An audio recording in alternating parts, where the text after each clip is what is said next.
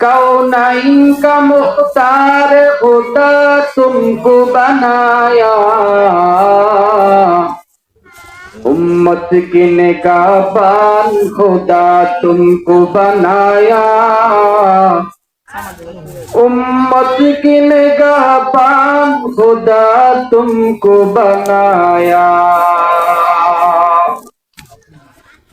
या रब मेरे आँखों में समा जाए मदीना,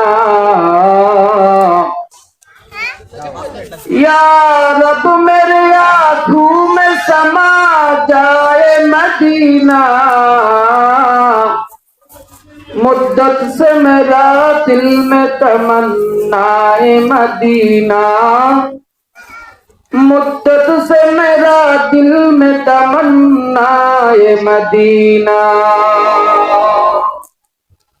अल्हम्दुलिल्लाह।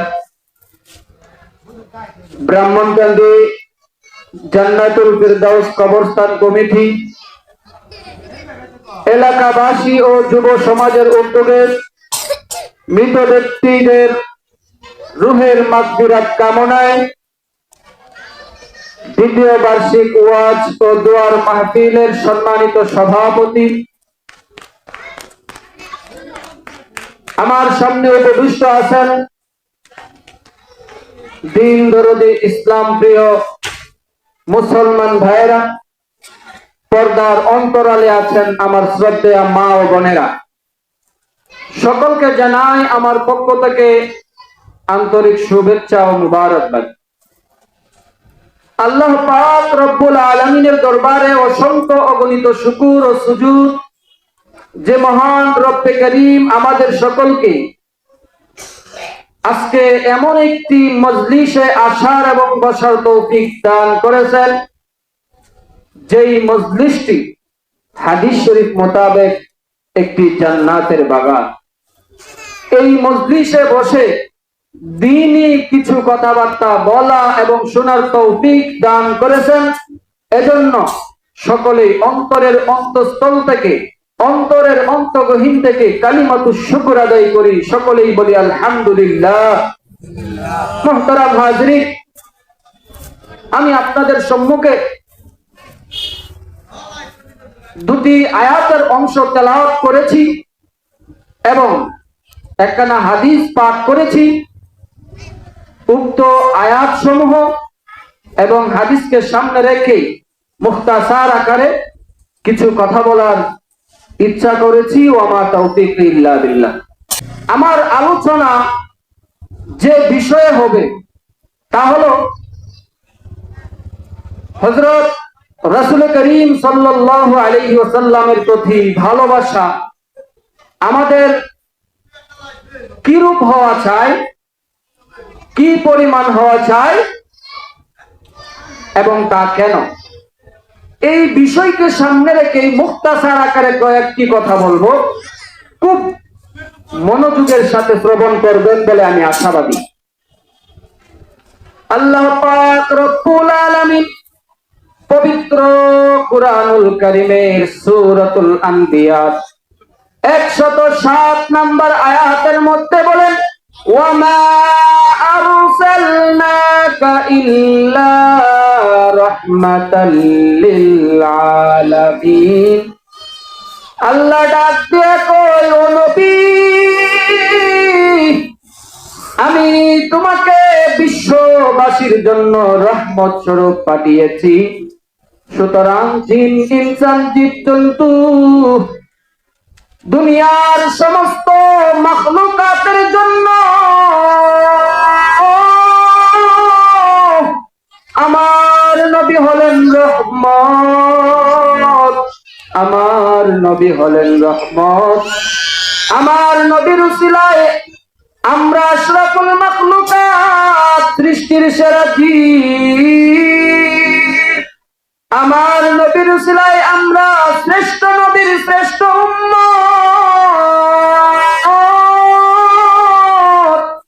আমার নবীর উসিলায় আমরা জান্নাতের সন্ধান পেয়েছি, আমার নবীর উসিলায় আমরা জাহান্নাম থেকে মুক্তির পথ পেয়েছি,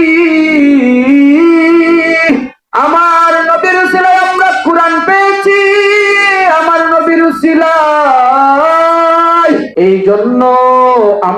আমাদের নবীকে আমাদের জানের চাইতেও বেশি ভালোবাসি।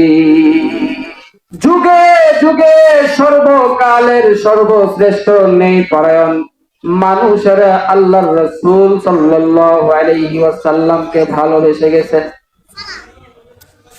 আমাদের রাসূল সাল্লাল্লাহু আলাইহি ওয়াসাল্লামকে কতটুকু ভালোবাসতে হবে, আমাদের অন্তরের মধ্যে রাসূলের প্রতি কতটুকু ভালোবাসা লালন করতে হবে, এই ব্যাপারে সহিহ বুখারী শরীফের হাদিস, সহিহ বুখারী শরীফের 15 নম্বর হাদিস,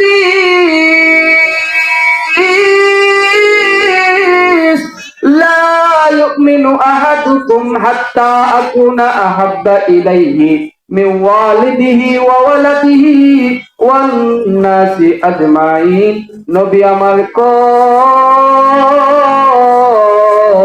তোমাদের মধ্যে কেউ পরিপূর্ণ মুমিন হতে পারবে না যতক্ষণ না পর্যন্ত আমাকে তোমাদের পিতা মাতা সন্তান সন্ততি এবং দুনিয়ার সব মানুষের চাইতে বেশি ভালো না বাসবা, ততক্ষণ পর্যন্ত তোমরা কাঠিন মুমিন হতে পারবা না। এই হাদিসের মধ্যে আমরা সূর্যের আলো নেই সুস্পষ্ট ভাবে বুঝতে পারি। আমরা যদি মুমিনের খাতায় নাম লিখাতে চাই, আমরা যদি ইমানদার হতে চাই, তাহলে নবীকে ভালোবাসা জরুরি। নবীকে ভালোবাসা জরুরি যদি মুমিন হতে চায়।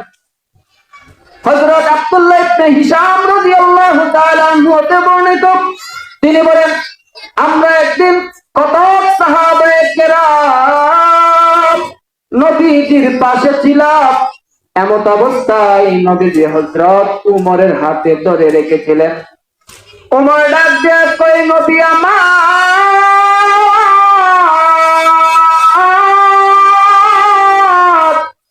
আমি আপনাকে ভালোবাসি, তুমি আর সব কিছু তাইকা বেশি, কিন্তু আমি আমার জানের চাইতেও বেশি ভালোবাসতে পারলাম না।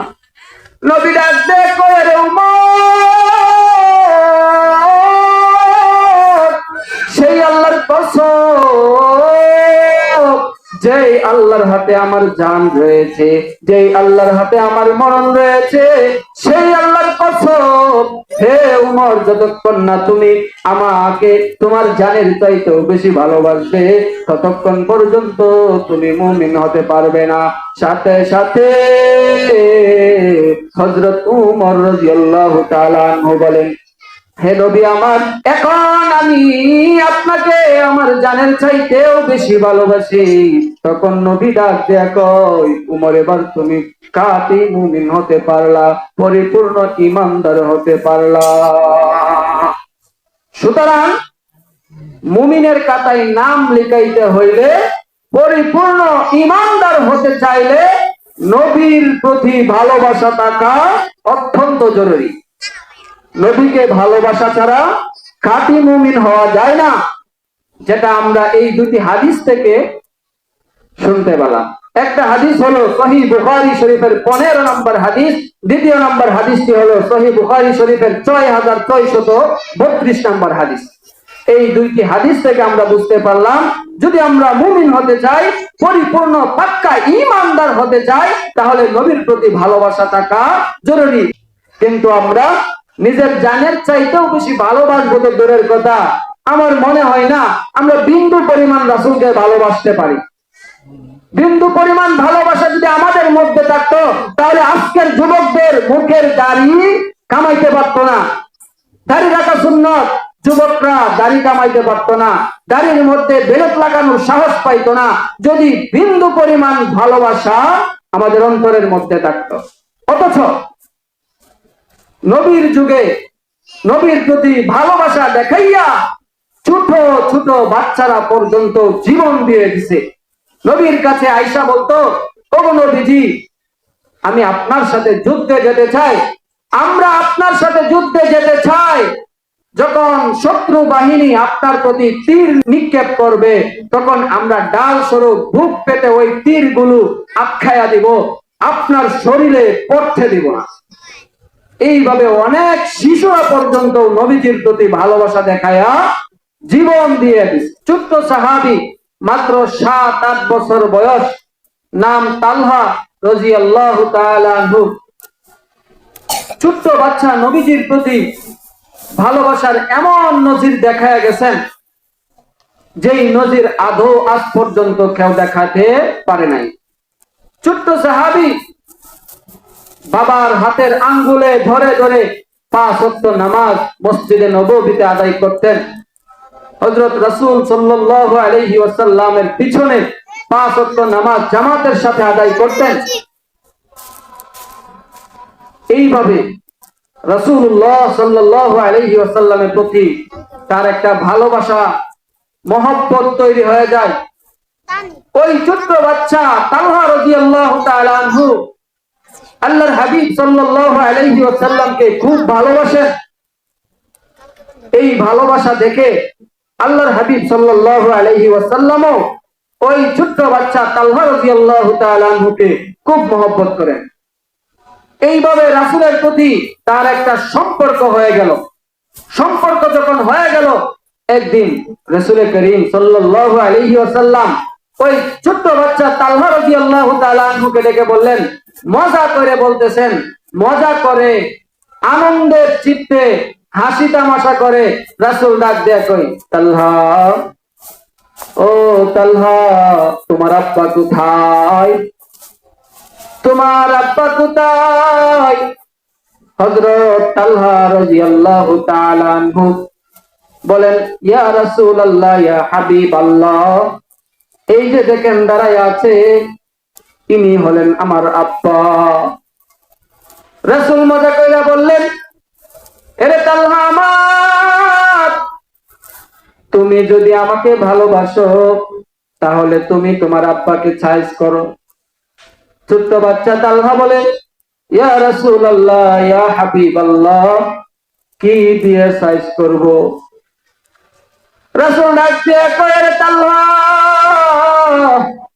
এই যে দেখতেছো তরবারি, এই তরবারি নিয়া তোমার আব্বারে সাইজ করো।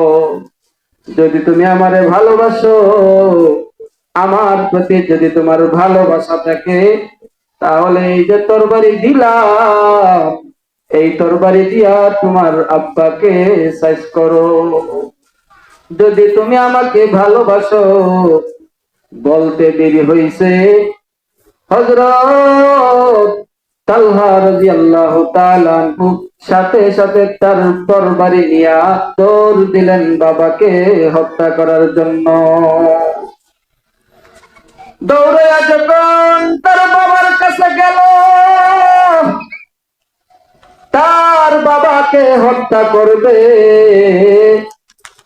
রাসূল ডাক দিয়া কই, এর তালহা, আমি তো দুনিয়াতে প্রেরিত হই নাই পিতা পুত্রের মধ্যে দ্বন্দ্ব লাগায় দেওয়ার জন্য। আমি তো প্রেরিত হয়েছি ওয়ামা আরসালনাকা ইল্লা রাহমাতাল লিল আলামিন। আমি তো রহমত স্বরূপ প্রেরিত হয়েছি। আমি তো পিতা পুত্রের মধ্যে ভালোবাসার বন্ধন লাগায় দেওয়ার জন্য আসছি। সুতরাং আমি কিভাবে অন্যায় ভাবে অযথায় কিভাবে পিতা পুত্রের মধ্যে দ্বন্দ্ব লাগায় দিব? আমি তোমারে পরীক্ষা করলাম, তুমি তোমার পিতার চাইতেও বেশি আমাকে ভালোবাসো কিনা। এরে তালহা আমার, পরীক্ষা করলাম রে তালহা,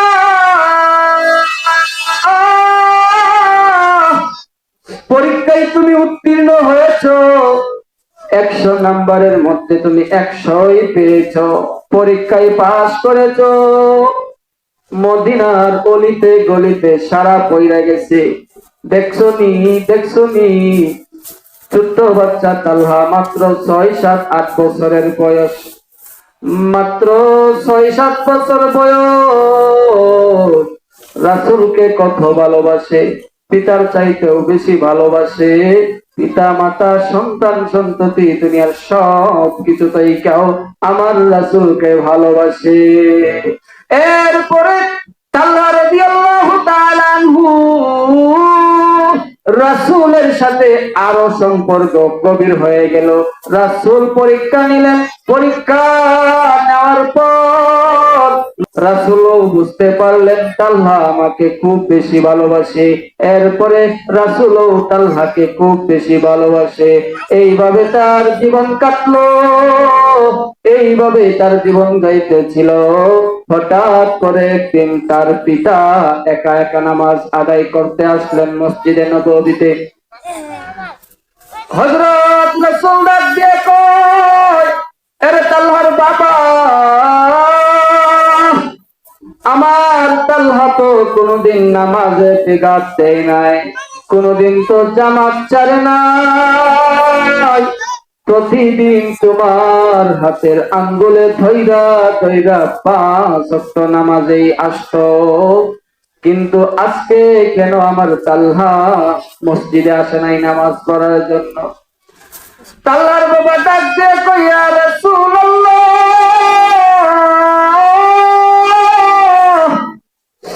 আমার তালহা অসুস্থ, আমার তালহা অসুস্থ, প্রচন্ড ঝড়, বিছানা থেকে উঠতে পারে না, কথাও বলতে পারে না। রাসূল ডাক দিয়ে কয়ে, সাহাবী আমার তালহা অসুস্থ, নামাজ শেষে আজকে তালহা রাদিয়াল্লাহু তাআলা এর বাড়িতে যাব, আজকে তালহার বাড়িতে যাব নামাজ শেষে তালহাকে দেখার জন্য। আমার তালহা অসুস্থ, বিছানা থেকে উঠতে পারে নাই। রাসূল সাল্লাল্লাহু আলাইহি ওয়াসাল্লাম সমস্ত সাহাবায়ে কেরামদেরকে নিয়ে ওই মসজিদে নববী থেকে তালহার বাড়িতে গেল নামাজ শেষে তালহাকে দেখার জন্য। 3-4 কিলোমিটার দূরের রাস্তা পায়ে হেঁটে হেঁটে তালহার বাড়িতে গেল। তালহা অসুস্থ, রাসূল তার বাড়িতে গিয়ে দেখেন তালহা অসুস্থ, কথা বলতে পারে না, প্রচন্ড জ্বর, বিছানা থেকে উঠতেও পারে না। রাসূল তালহার মাথায় হাত দিয়ে দোয়া করে দিলেন। রাসূল দোয়া করলেন তালহা যেন সুস্থ হয়ে যায়, কিন্তু রাসূল হয়তো বুঝতে পারলেন তালহার অবস্থা খুব বেশি ভয়াবহ। তালহার বাবারে ডাক দিয়ে কয়, রে তালহার বাবা,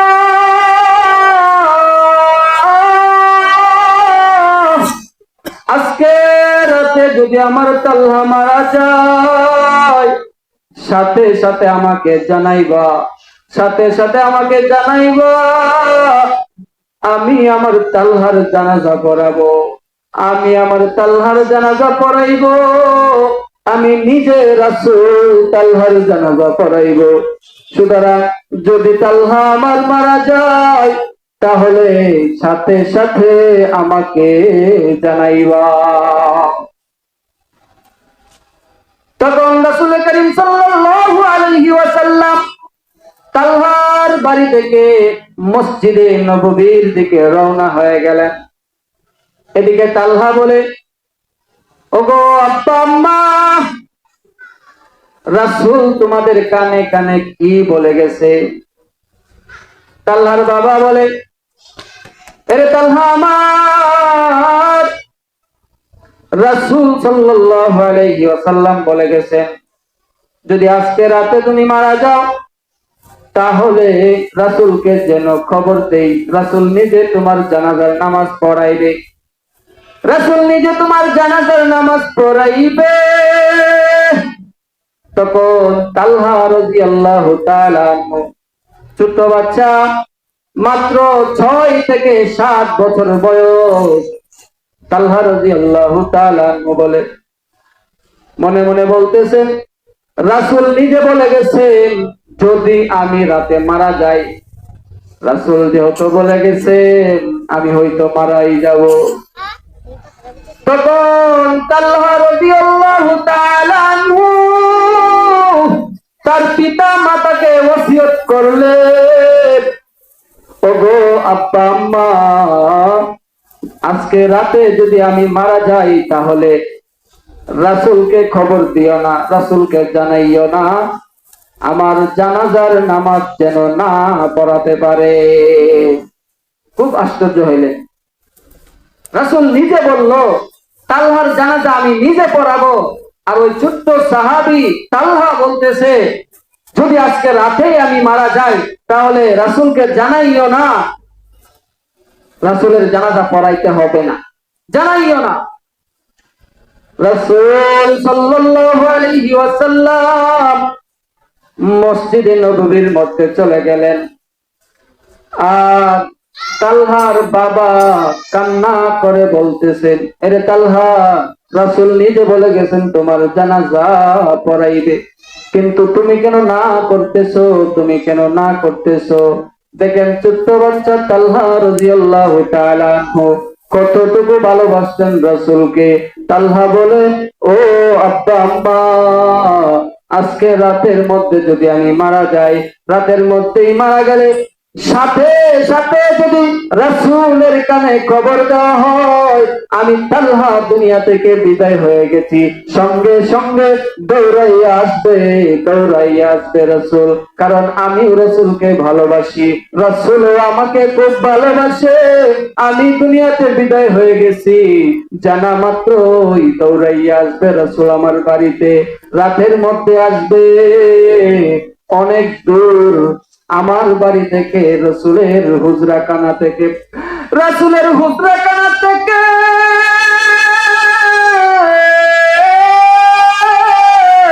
আমার বাড়ি অনেকটা দূর, 3 থেকে 4 কিলোমিটারের রাস্তা। ওই রাস্তার মাঝে কিছু ইহুদিদের বাড়ি ছিল, ওই রাস্তা দিয়া রাতের বেলায় আসার সময় যদি ইহুদিরা আমার নবীর উপর কোনো হামলা করে, রাসূলকে যদি কোনো আঘাত করে, তাহলে আমি আল্লাহর কাছে কি জবাব দেব? আল্লাহ যদি বলে, আরে তালহা, তোমার জানাজা পড়ার জন্য রাসূল যাইতে গিয়া রাসূল আহত হইয়াছে, তখন আমি তালহা কি জবাব দেব?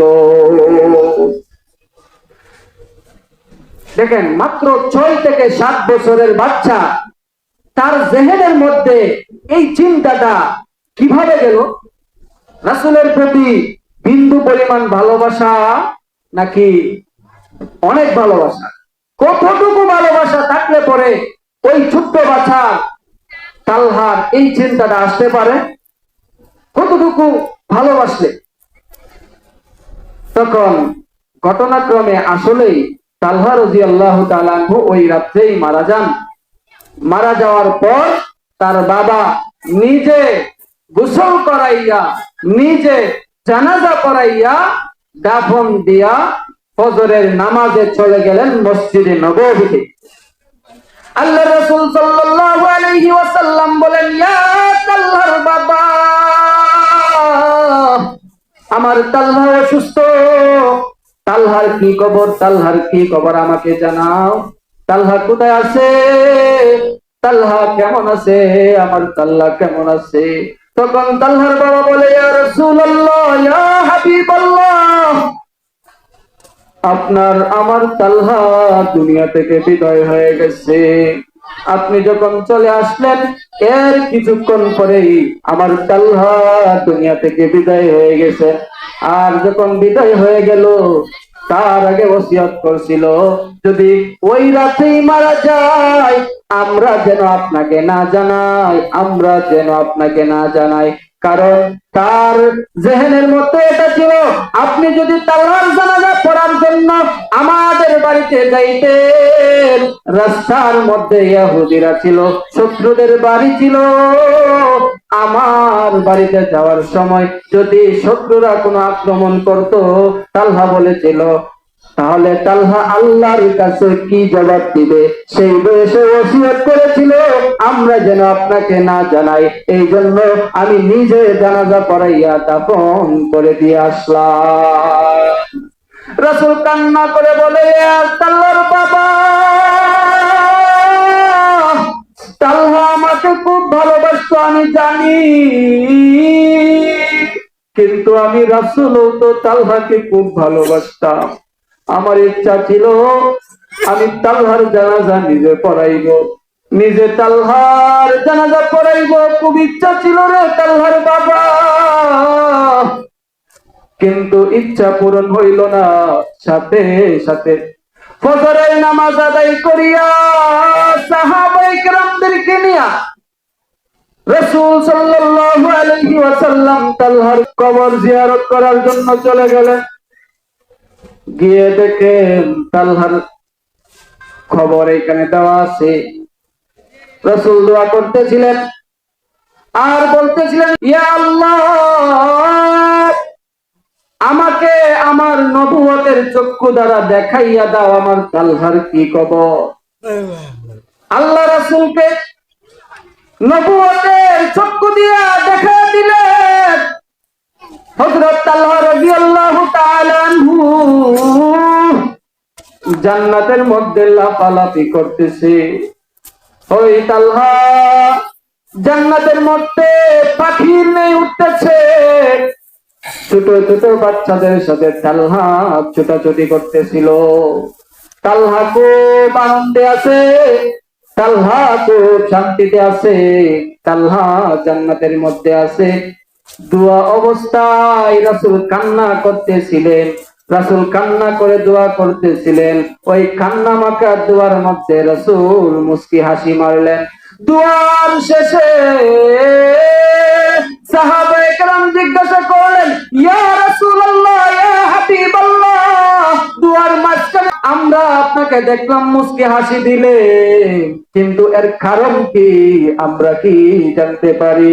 তখন রাসূল ডাক দিয়ে কয়, হে আমার সাহাবারা শুনো,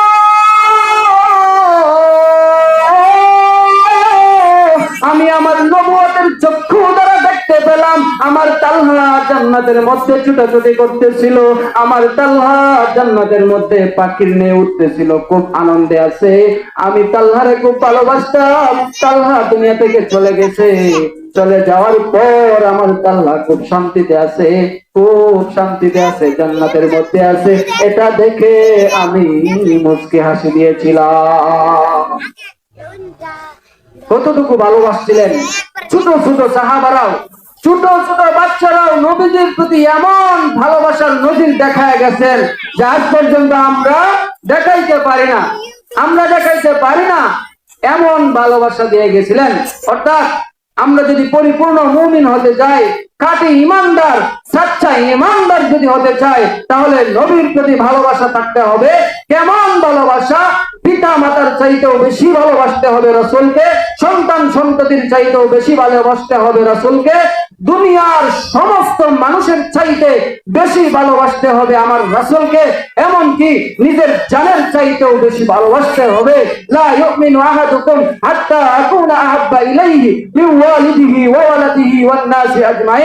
তোমাদের মধ্যে ততক্ষণ পর্যন্ত কেউ কাফি মুমিন হতে পারবে না যতক্ষণ না পর্যন্ত তোমরা তোমাদের পিতা মাতা, সন্তান সন্ততি, দুনিয়ার সমস্ত মানুষের চাইতে বেশি রাসূলকে ভালো না বাসবা। সুতরাং রাসূলের প্রতি ভালোবাসা থাকতে হবে। যেভাবে ভালোবাসা প্রদর্শন করা দরকার, যেইভাবে ভালোবাসা দেখানোর দরকার, সেইভাবে আমরা ভালোবাসা দেখাবো। রাসূলের নামে সিন্নি বিতরণ, রাসূলের নামে সিন্নি খাওয়া, মিষ্টি খাওয়া, এইগুলা রাসূলের প্রতি ভালোবাসা না।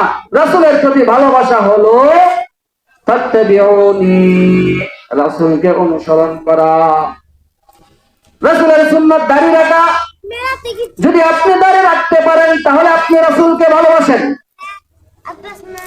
যদি নামাজ শেষে, ফরজ নামাজ শেষে সুন্নাত সমূহ আদায় করতে পারেন, মনে করবেন আপনি রাসূলকে ভালোবাসেন। এইভাবে আমল করে করে রাসূলকে অনুসরণ করে করে রাসূলকে ভালোবাসতে হবে। রাসূলের প্রতি ভালোবাসা আছে না? দরকার আছে না? নাই? মুমিন হইতে গেলে রাসূলের প্রতি ভালোবাসা অত্যন্ত জরুরি, অত্যন্ত জরুরি। বেশি কথা লম্বা করবো না, সময় শেষ।